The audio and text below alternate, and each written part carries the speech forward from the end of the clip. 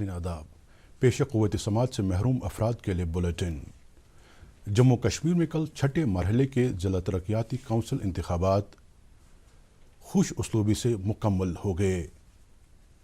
مجموعی طور پر پولنگ کی شرح 51.51% درج کی گئی۔ کل شام جموں میں ایک پریس کانفرنس سے خطاب کرتے ہوئے اسٹیٹ الیکشن کمشنر کے شرما نے کہا کہ جموں صوبے میں 68.56% ووٹ ڈالے گئے، جبکہ کشمیر صوبے میں 31.55% ووٹروں نے اپنی حقی رائے دہی کا استعمال کیا۔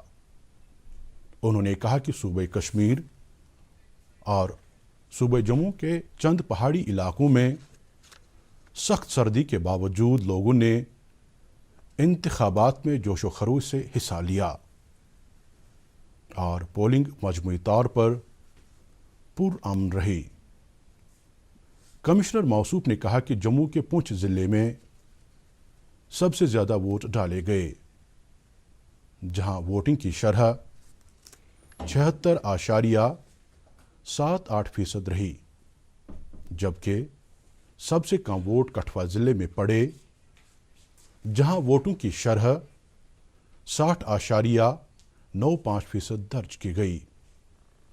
اسی طرح کشمیر صوبے میں سب سے زیادہ ووٹ گاندربل ضلع میں ڈالے گئے، جہاں پولنگ کی شرح 58.45% ریکارڈ کی گئی اور سب سے کم پولنگ کی شرح شوپیاں میں 4.60% درج کی گئی۔ اسی دوران 7ویں مرحلے کے DDC انتخابات کے لیے چناو مہم آج شام ختم ہو رہی ہے۔ اس مرحلے میں 16 دسمبر کو ووٹ ڈالے جائیں گے۔ 8ویں اور آخری مرحلے میں 19 دسمبر کو ووٹ ڈالے جائیں گے۔ ووٹوں کی گنتی 22 دسمبر کو ہوگی اور اسی روز نتائج کا اعلان کیا جائے گا۔ نائب صدر جمہوریہ ایم وینکیا نائیڈو نے کہا ہے کہ دہشت گردی، جمہوریت، انفرادی آزادی اور عالمی معیشت کی ترقی کے لیے ایک شدید خطرہ ہے، جو اس وقت کی تہذیب کی بنیادی قدریں ہیں۔ پارلیمنٹ پر 2001 میں کیے گئے دہشت گردانہ حملے کی برسی کے موقع پر کل ایک فیس بک پوسٹ میں انہوں نے حفاظتی عملے کے ان جوانوں کو زبردست خراج عقیدت پیش کیا جنہوں نے پارلیمنٹ ہاؤس کے دفاع کے لیے اپنی جانیں قربان کر دی تھیں۔ نائب صدر جمہوریہ نے کہا کہ ان کی یہ قربانیاں ملک کے عوام کے ذہنوں میں ہمیشہ نقش رہیں گی۔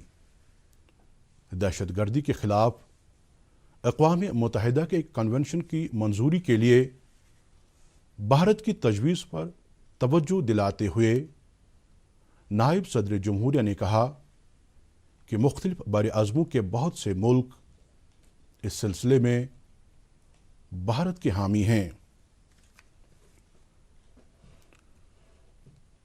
پونچھ ضلع کے پوشانہ علاقے میں کل جموں کشمیر پولیس، فوج اور CRPF کے ایک مشترکہ کارروائی میں 2 پاکستانی ملیٹنٹوں کو گولی مار کر ہلاک کر دیا گیا اور ان کے ایک ساتھی کو گرفتار کر لیا گیا۔ ان کے قبضے سے 2 AK-47 رائفلیں، ایک UBGL اور ایک سیٹ فون برآمد ہوئے۔ پولیس ذرائع کے مطابق پولیس اور حفاظتی دستوں کی ایک مشترکہ گشتی پارٹی نے علاقے میں تلاشی کارروائی شروع کی۔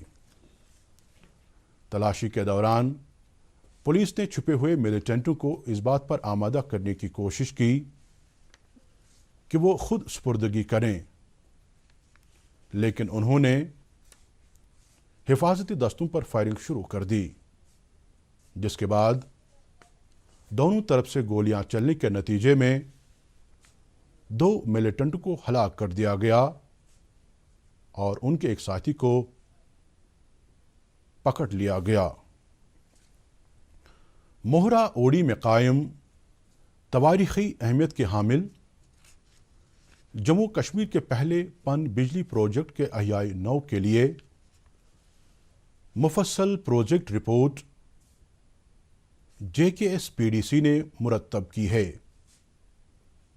اس رپورٹ کے مطابق اس اہم پروجیکٹ کی صلاحیت بڑھانے کے لیے ضروری ہے کہ پروجیکٹ میں نصب کچھ ساز و سامان اور مشینری کو تبدیل کیا جائے۔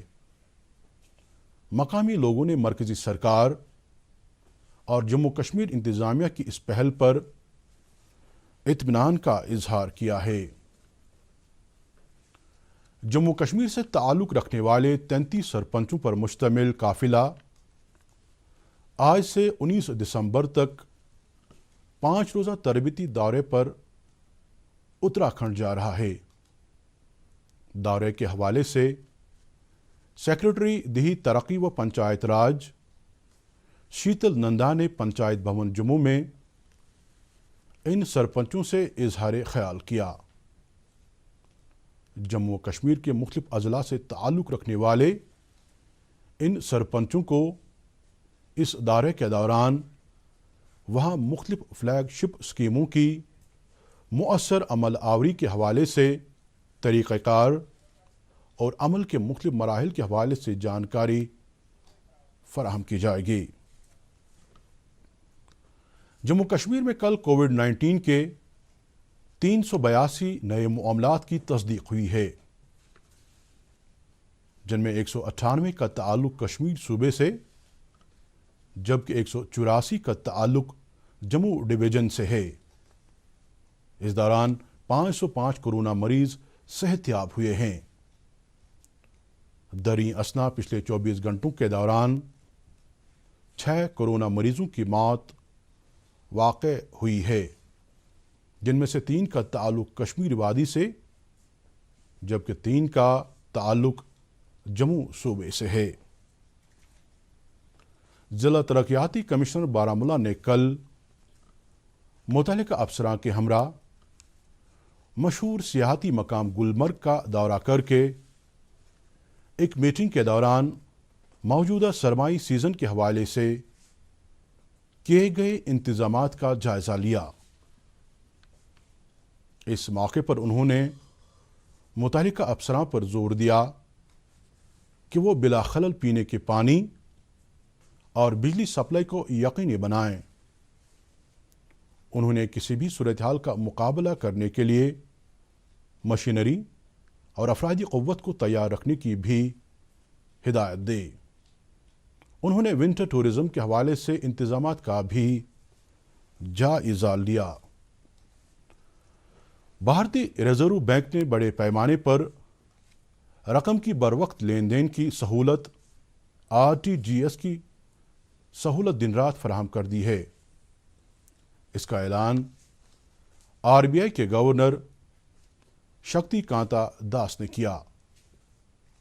ایک ٹویٹ میں انہوں نے کہا کہ یہ فیصلہ کیا گیا ہے کہ RTGS کو کل رات سے سال کے سبھی دن 24 گھنٹے دستیاب کرایا جائے گا۔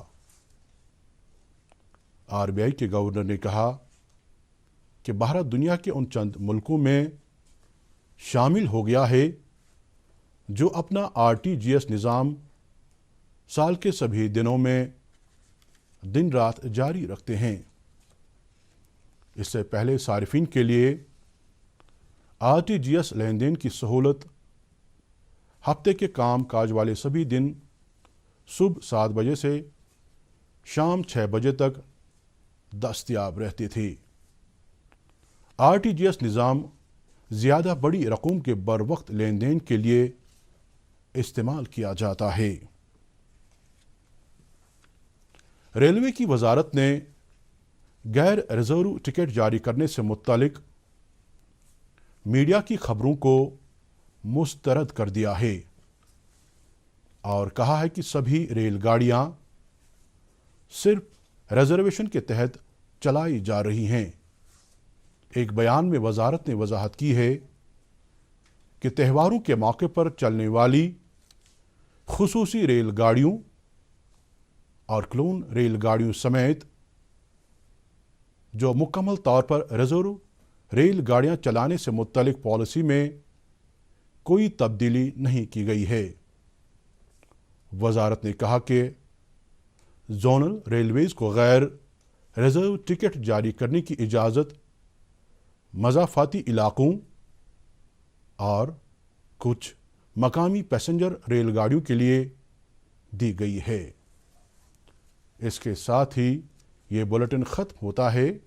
اجازت دیجیے، اللہ حافظ۔